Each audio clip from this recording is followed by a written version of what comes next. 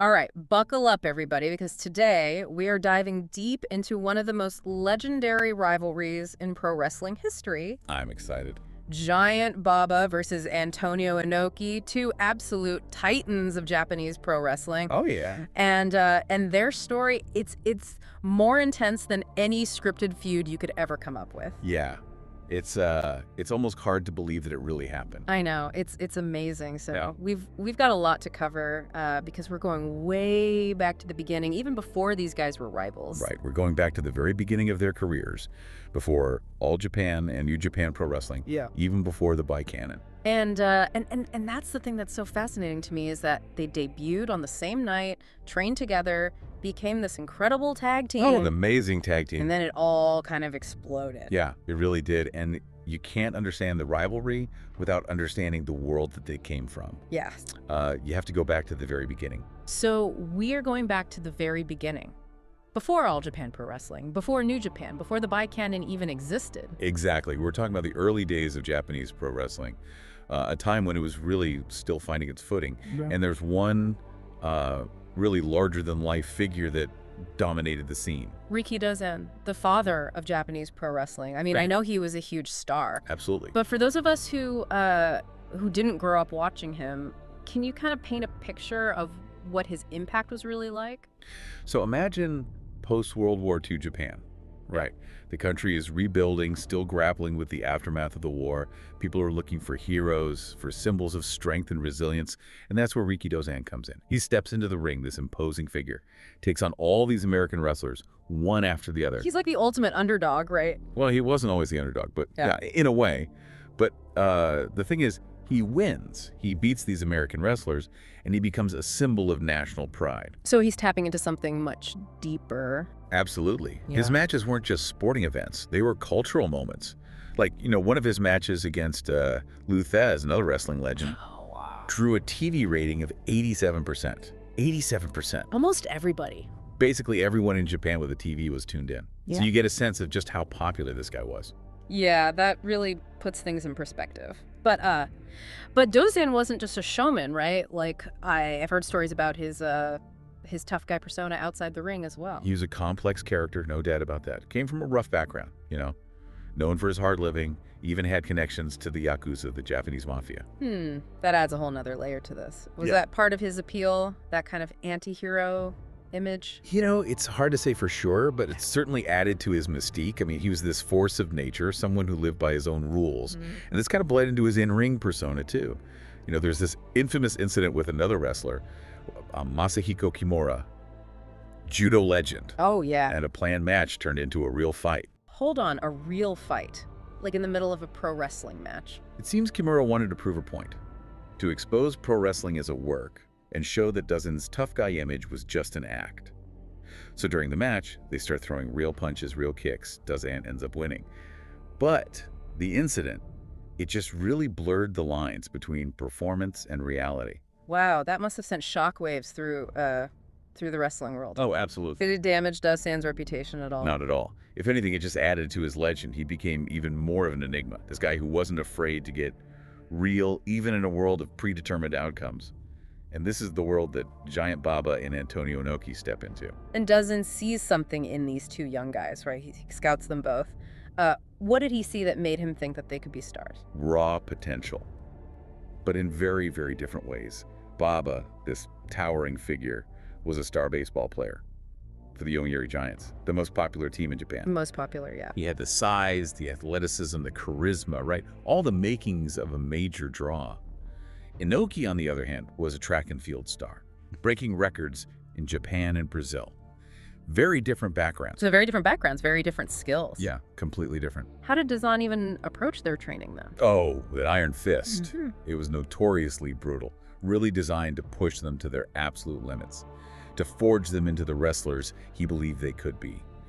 And he recognized their individual strengths too, so Baba was sent on an excursion to the United States to learn from the best, to gain valuable experience. Inoki stayed in Japan, became Dozen's right-hand man, really learning the ropes of the Japanese scene. So Baba gets this amazing opportunity to train in America. I mean, this is the heartland of pro wrestling at the time. How did that shape his development as a wrestler? Oh, it was a turning point for him. He's exposed to a different style of wrestling, a different approach to storytelling and character development. And his size, combined with these new skills, makes him an instant sensation. Quickly rises to the top, facing off against legends like Bruno Sammartino. Whoa, one of the biggest names in American wrestling. Absolutely so. So he's living the dream, building a successful career in America. He could have stayed there, right? Built a legacy across the Pacific. He could have, but then tragedy struck. Riki Dazan, their mentor, the man who shaped their careers, was killed. I've heard about this incident, but the details always seem a little murky to me. Yeah. What actually happened? It was shocking. Dazan got in an altercation at a nightclub with a member of the Yakuza. Oh, wow. He was stabbed. But he refused to go to the hospital, feared the media attention it would bring. Yeah. Ultimately, he died from complications related to the injury. That's awful. Yeah, it was a senseless act. It must have been devastating for Japanese wrestling. I mean, Dazan was the heart and soul of that entire industry. It was a huge blow, yeah. And it wasn't just the loss of a legend. It was the beginning of a really turbulent period for the Japan Pro Wrestling Alliance, the JWA, the company doesn't build. So what happened to the JWA after Dazan's death? It all started to unravel. The scandals, the underworld ties, rumors of financial mismanagement, all the things that had been kind of simmering beneath the surface, they suddenly boiled over. Sponsors fled, television deals got canceled, and the JWA was in freefall. So the company's in crisis, their leader's gone. Where do Baba and Inoki fit into all this? And that's where their paths converge again, but this time, the stakes are much higher. They're not just aspiring wrestlers anymore. They're the potential saviors of their mentor's legacy. Oh, wow. The weight of the world is on their shoulders now. I can't wait to hear what happens next. Yeah, it's going to be a wild ride. So stay tuned. All right. So the JWA is basically falling apart. Sponsors are jumping ship. TV deals are getting canceled left and right. It was a mess. What happens next? Do Baba and Inoki, do they try to work together to save the company? Well, that's where things get really interesting. You got to remember, Baba is still in America at this point. He's got a successful career going, so he has to make a choice. Stay the U.S. or go back to Japan and try to salvage the company that doesn't build. I mean, that's got to be a tough decision. On the one hand, you've got a sure thing in America. Right. On the other hand, you have the chance to step up and be a leader and honor your mentor's legacy. Exactly. What did he decide? He chose loyalty. Packed his bags, went back to Japan, determined to help the JWA weather the storm. Yeah. And it's at this point that the Bi-Canon, the legendary tag team of Baba and Inoki, is really born. Yeah, I've heard so much about the Bi-Canon. What made them so special? Were they just dominant in the ring, or was there something more to their appeal? It was definitely more than just being a dominant tag team. They were a symbol of hope for the struggling JWA. Yeah. You had Baba, this giant, this stoic hero, and then you had Inoki, the charismatic firebrand. They were just a perfect complement to each other. Yeah. And their in-ring style, it was this blend of power and technique and showmanship that just captivated audiences. Mm-hmm. So they're bringing the crowds, they're winning championships, they're the face of the JWA. It sounds like they're on top of the world. Was this a period of stability for the company? For a while, it seemed like the JWA was on the road to recovery. Yeah, you're right. But beneath the surface, there were cracks starting to appear. And a lot of it had to do with how the JWA was handling its television deals. Television deals? How could that cause problems for a wrestling company? Well, in Japan at the time, television was everything. Getting your product on TV, that was the key to reaching a wider audience, attracting sponsors, and ultimately making money. Right, yeah, that makes sense. Yeah. So what was the issue with the JWA's TV deals? They made a deal with not one but two television networks, Nippon TV and Net TV. And they did it in a way that created division within the company. Wait, they signed with two competing networks. That sounds like a recipe for disaster. Why would they do that? Well, it was a really risky move, driven by, financial desperation. Each network wanted its own exclusive star, its own ace to build their programming around. Yeah. So the JWA decided to split its roster down the middle. I can see where this is going. Baba and Inoki. Exactly. Baba became the face of Nippon TV, and Inoki became the face of Net TV. Overnight, the Bi-Canon, this symbol of unity for the JWA, was divided. Wow. And it wasn't just about television exposure. This deal actually created factions within the locker room, with wrestlers aligning themselves with either Baba or Inoki. So the JWA is basically creating competition within its own ranks. I imagine this didn't sit well with Inoki. I mean, he was always ambitious, always eager to prove himself, right? You're right. Inoki was increasingly frustrated with the situation. He wanted a shot at Baba's heavyweight title. He wanted a chance to prove he was the better wrestler. But the JWA, afraid of upsetting this delicate balance they'd created with the TV networks, refused to sanction the match. They wouldn't let their two biggest stars fight each other. Nope.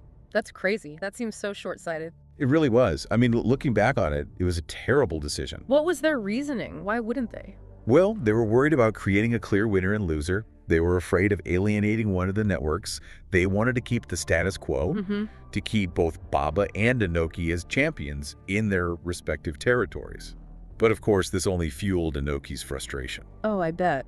So the tension is building, the rivalry simmering. What was the tipping point? What event finally caused this whole thing to explode? It all came to a head during the 1971 World League Tournament. Inoki, in a move that shocked the wrestling world, staged an impromptu press conference and publicly challenged Baba to a match. Wow, that's bold. Going over the heads of JWA management. I know. What was Baba's reaction? Baba, a man who really believed in tradition and respecting the hierarchy, was furious.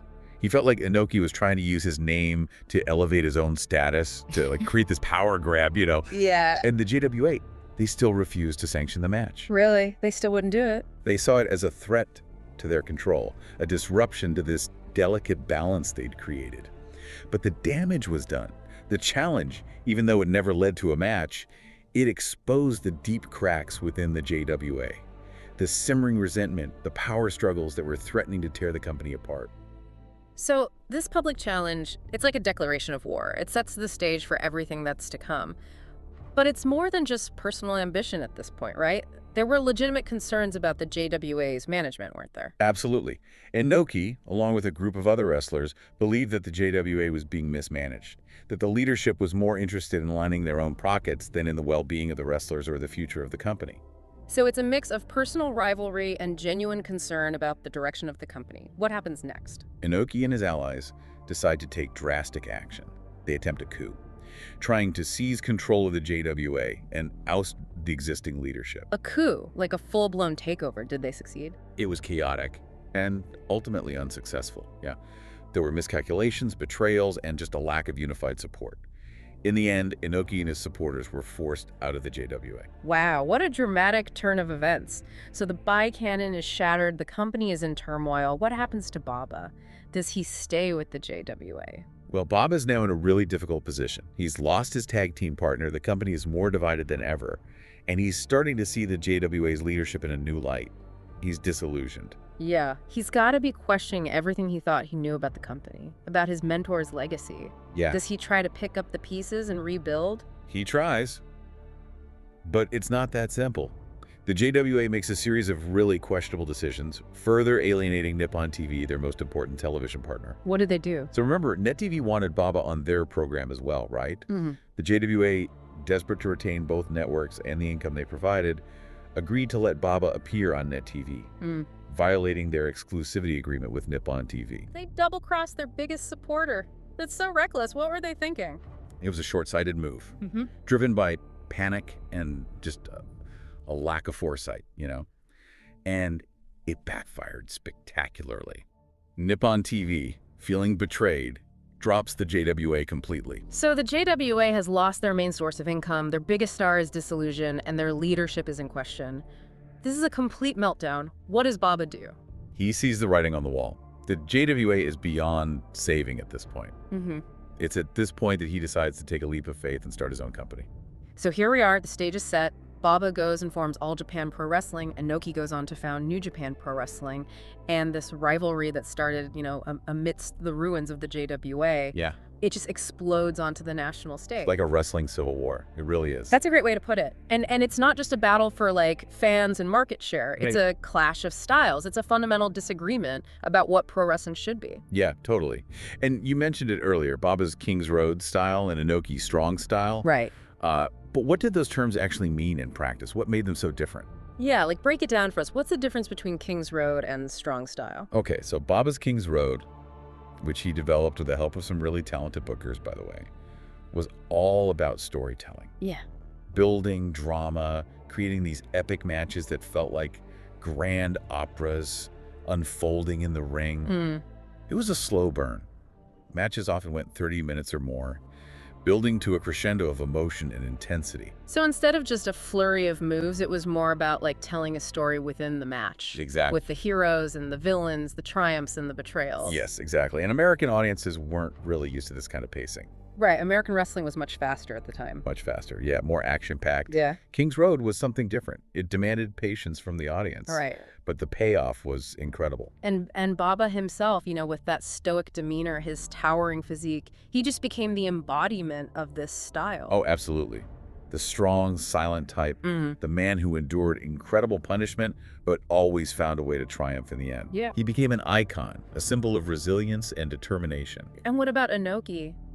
How did his strong style differ? I know you mentioned it earlier, but it kind of blurred the lines between pro wrestling and legitimate fighting. Well, Inoki was a visionary, always pushing the boundaries.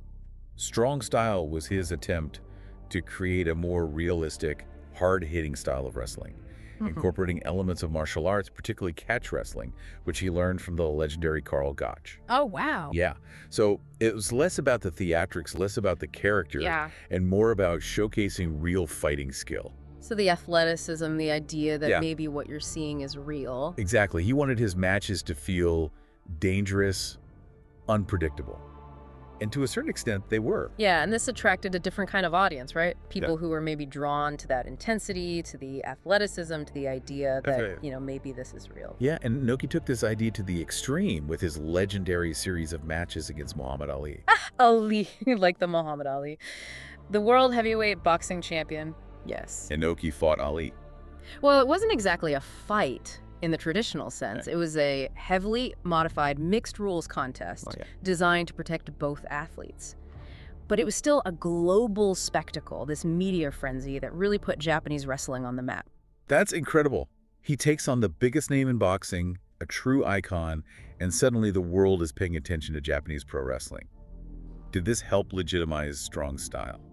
It definitely raised its profile. It made people question what pro wrestling could be, what boundaries it could push. And while the Ali fight was a one-off event, it kind of perfectly encapsulated Inoki's vision, pushing the boundaries, blending reality and performance, always striving to be different. So you've got these two contrasting styles, these two powerful personalities, both achieving incredible success. Yeah.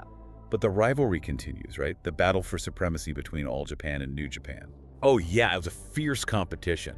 This back and forth struggle for dominance. They raided each other for talent, constantly trying to sign the biggest names, the rising stars. They competed for television deals, for primetime slots, for advertising revenue, and they both put on incredible shows, pushing each other to be better. It sounds like an arms race, but with pile drivers and suplexes instead of missiles. But at the end of the day, who came out on top? Who won this war? That's a tough question.